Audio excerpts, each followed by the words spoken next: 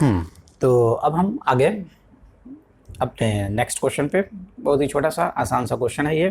Question में क्या रहा है कि ए और बी और सी एक ऐसा सेट हमें बताना है या बनाना है जिसमें ए बी में कुछ भी कॉमन ना हो, B C sorry A B में ए और बी का इंटरसेक्शन फाई नहीं होना चाहिए, यानी उसमें कुछ कॉमन होना चाहिए। बी इंटरसेक्शन सी वो भी फाई नहीं होना चाहिए, यानी उसमें भी कुछ कॉमन होना चाहिए।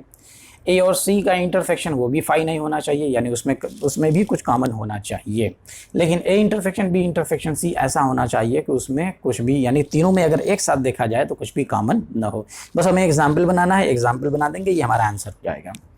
तो अब यहाँ पे हमने कहा कि लेट ए हमने लिया 1 2, बी हमने लिया 2 3 और सी हमने लिया 3 1। अब हम यहाँ पे देखें कि ए इंटरसेक्शन बी क्या आता है। तो ए इंटरसेक्शन बी में हमको मिलेगा 2 and 2 is not equal to 5। अगर हम बी इंटरसेक्शन सी की बात करें तो बी और सी में 3 आता है and 3 is not equal to 5, ये भी 5 नहीं है।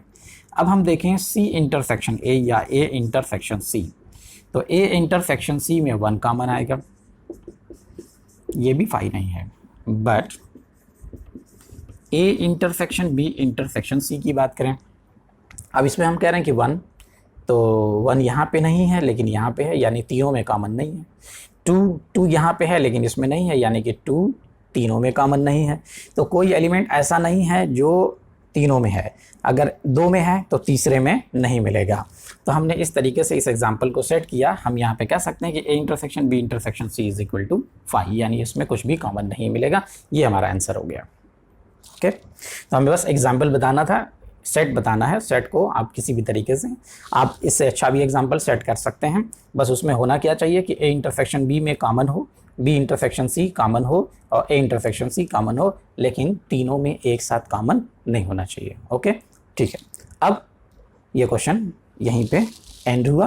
अब हम चलेंगे नेक्स्ट क्वेश्चन की तरफ। तो नेक्स्ट क्वेश्चन के लिए आप आएंगे नेक्स्ट वीडियो।